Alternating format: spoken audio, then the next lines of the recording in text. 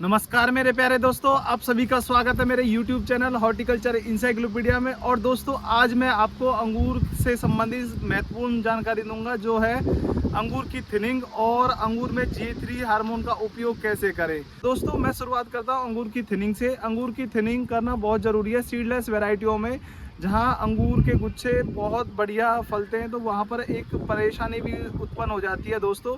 परेशानी क्या है कि जब अंगूर के गुच्छे छोटे रहते हैं तो हमें लगता है कि अंगूर बहुत बढ़िया है, बट जैसे ही उनका साइज बड़ा होने लगता है ना दोस्तों, वो आपस में कॉम्पैक्ट होने लगते हैं, यानी भिचे भिचे होने लगते हैं और उसकी अंगूर की क्वालिटी जो है वो बेकार हो जाती है। उस क्वालिटी को बनाने के लिए आपको कैंची की सहायता से अंगूर के जो दाने हैं वो निकालने होते हैं। अब ये अंगूर के दाने कितने रखे जाएं, वैरायटियाँ उन पे डिपेंड करेगा कि हमें अंगूर के दाने कितने रखने चाहिए। फिर भी 100 दाने से लेकर 200 दाने एक गुच्छे में होने चाहिए, इससे कम भी रख सकते हैं। वो गुच्छे की लेंथ के ऊपर भी डिपेंड करता है दोस्तों। अगर काफ़ी बड़े गुच्छे हैं तो आप 100 से लेकर 200 दाने रखें, लगभग आधी किलो से ज़्यादा बड़ा गुच्छा ना बनाएं।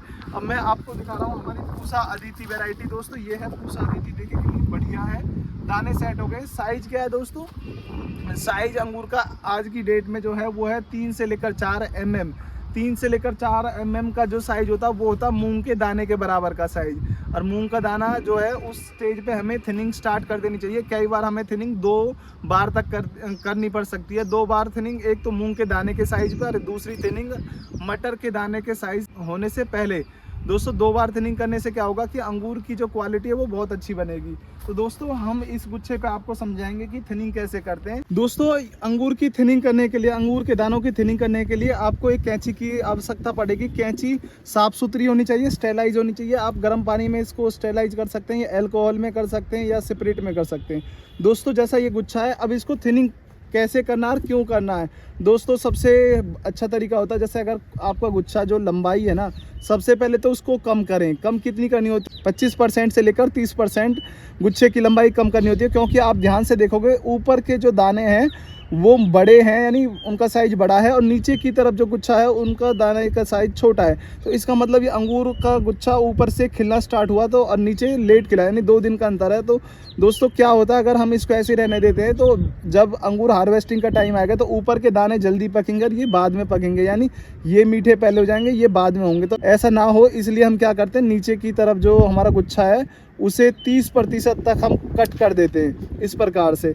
और अब थिनिंग करेंगे दोस्तों। कैसी थिनिंग करेंगे, हम नीचे से कोशिश करेंगे, नीचे से आपको बता पाऊँ। तो बीच में आप देखोगे ये यहाँ पर 4-4, 5-5 जो गुच्छे हैं ना, छोटे छोटे गुच्छे हैं, उनमें से हम निकाल देंगे। और लगभग 3 या 2 कहीं पे जितनी भी आप कर सकते हैं उतने करिए, कम। देखिए दोस्तों इस प्रकार से कट करेंगे हम, चारों तरफ से कम करते चले जाएं। गुच्छा बिल्कुल हल्का दिखाई देना चाहिए। और ये एक बार में नहीं, आप 2 बार में भी कर सकते हैं, जैसा मैंने आपको बताया कई बार गुच्छा। दोस्तों आपके सामने हमने काफ़ी इसमें से जो गुच्छे हैं वो निकाल दिए, यानी दाने निकाल दिए जितना भी हो सके। अब जो साइडों में भी आ रही है ना दोस्तों, उनमें भी हम इस प्रकार से कम कर देंगे। देखिए दोस्तों हमें ज़्यादा से ज़्यादा दाने जो हैं वो कम करने, और मैंने आपको बताया एक गुच्छे में आप 200 और 100 से लेकर 200 दाने तक रख सकते हैं। देखिए अब ये जो साइडों में है ना दोस्तों, इनको भी कम करें।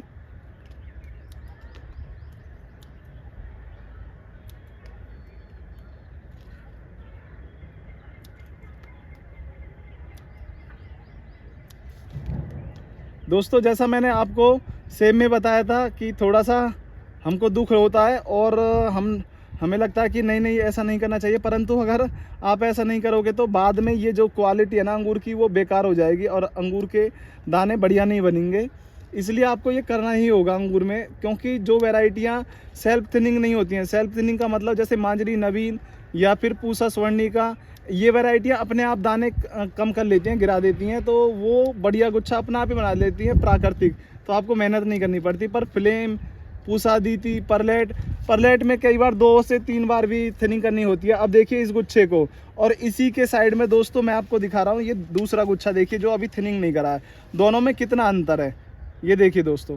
अभी ये गुच्छा बिल्कुल हमने थिन कर दिया। अगली बार लगभग 10 दिन बाद जब 7 से लेकर 8 mm के दाने हो जाएंगे अंगूर के, तब हम थिनिंग करेंगे। तो इस प्रकार से थिनिंग करना ही होगा दोस्तों आपको। ये देखिए ये गुच्छा अभी और बड़ा होगा, इसकी जो साइज़ है ना दोस्तों इतनी बढ़ जाएगी, क्योंकि ये अब धीरे धीरे हम इसमें GA3 का एप्लीकेशन यूज़ करेंगे तो ये और बढ़ जाएगा और दाने का साइज़ बढ़ता चला जाएगा। तो हम जितना कम कर देंगे ना नीचे से उतना बढ़िया है, ताकि जो अंगूर का गुच्छा है वो बहुत बढ़िया बने दोस्तों, और साइज़ भी बढ़िया बनेगा। तो ये है अंगूर थिनिंग करने का प्रोसेस, हम आपको पहले भी कई बार बता चुके।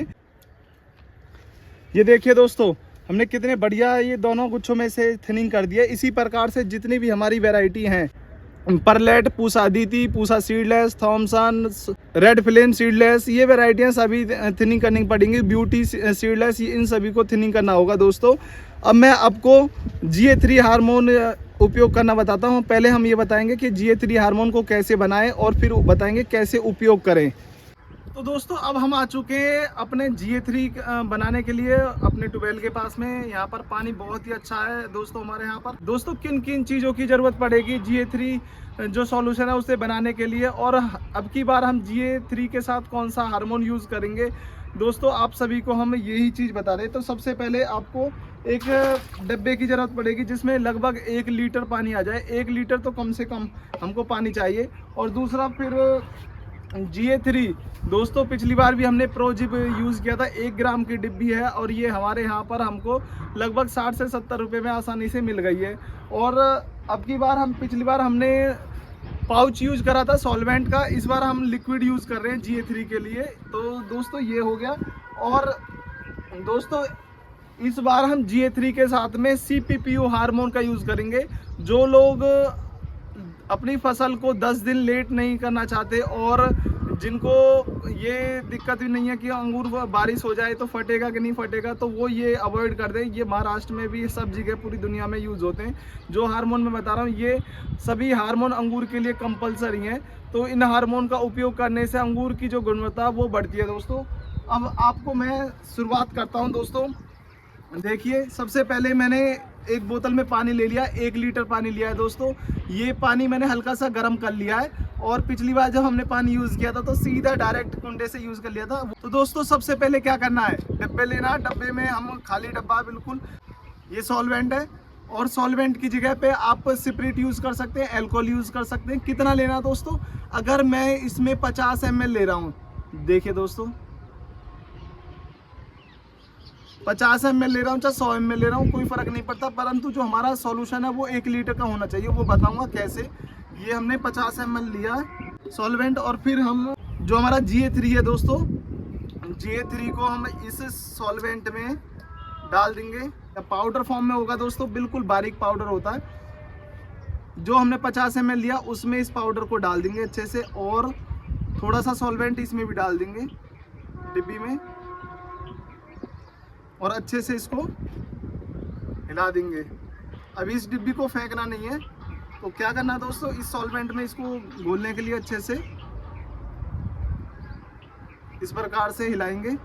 GA3 अच्छे से सॉल्वेंट में डिजोल्व हो जाए दोस्तों, बिल्कुल डिजोल्व हो गया है इस प्रकार से।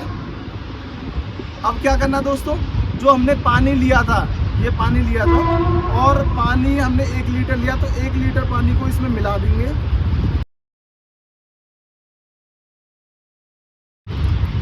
50 ml कम कर दिया दोस्तों पानी मैंने। अब हमारा जो सॉल्यूशन है दोस्तों बन के तैयार है बिल्कुल। अब हम इसको अच्छे से घोल लेंगे इस प्रकार से, और फिर क्या करना है, इस सॉल्यूशन को, ये 1 लीटर सॉल्यूशन है दोस्तों, 1 लीटर सॉल्यूशन को हम इसमें डाल देंगे बोतल में।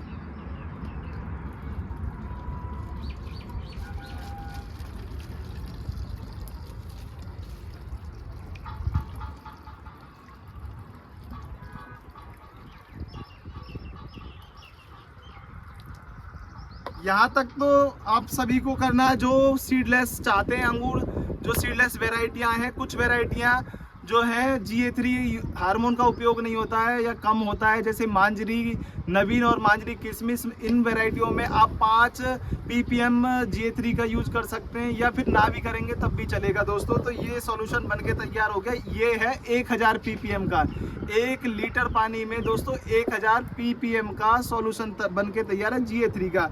अब हमको अंगूर में जो आज यूज करना है दोस्तों, मैं आपको बता दूं, मैं दो प्रकार से एक्सपेरिमेंट कर रहा हूँ और दो यूज़ करूँगा। कौन कौन से?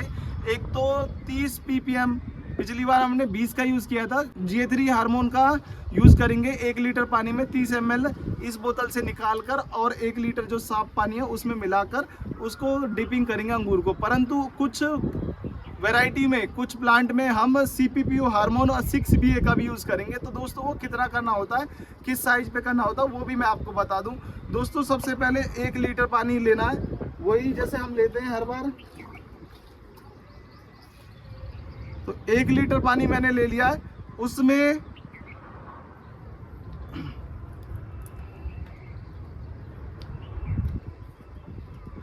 दोस्तों 1 लीटर पानी में हमको कितना, 30 ml, मैंने आपको बताया 30 ml हम इसमें GA3 हार्मोन जो बनाया सॉल्यूशन उसको डाल लेंगे इस वाले पानी में, न्यू फ्रेश वाटर में डालेंगे दोस्तों, ये बिल्कुल इस प्रकार से। और इसमें CPPO हार्मोन कितना डालना होता है दोस्तों, 3 से 4 mm बेरी पर दोस्तों 2 ml हमने सिरिंज जो है उसमें डाल लिया, 2 से 3 ml, और ये यूज़ कर लिया अपना CPPO हार्मोन।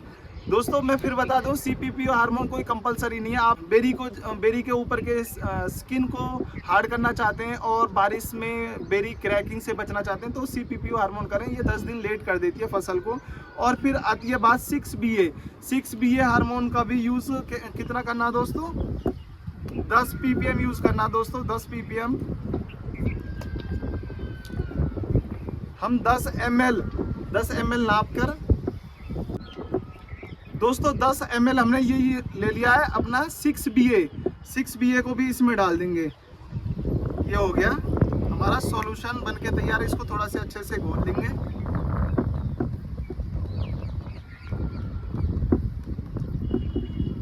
दोस्तों इसको हम कुछ अंगूर के गुच्छों में यूज़ करेंगे, कुछ को हम सिर्फ GA3 यूज़ करेंगे और दोनों का रिजल्ट देखेंगे क्या रिजल्ट है।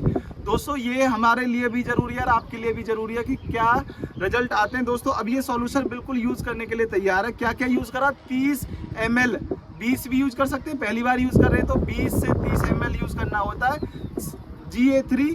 और CPPO हार्मोन कितना करना होता है, 2 ml प्रति लीटर जो हमारा सॉल्यूशन बन रहा है उसमें। और 6BA कितना, 10 ppm।